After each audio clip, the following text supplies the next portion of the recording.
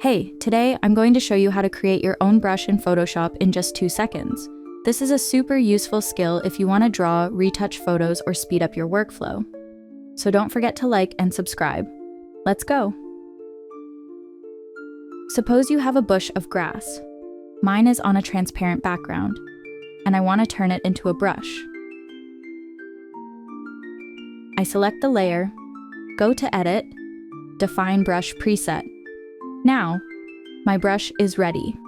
I can choose any color or size.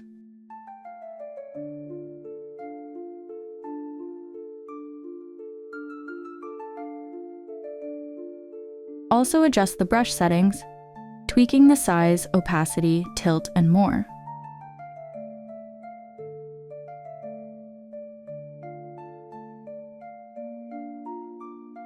Now, let me show you another example. Let's take a cloud. We follow the same steps. Select it and define it as a brush. Now I have 2 custom brushes that I can use for drawing. You can create a brush from any object. If it has a background, you need to remove it first.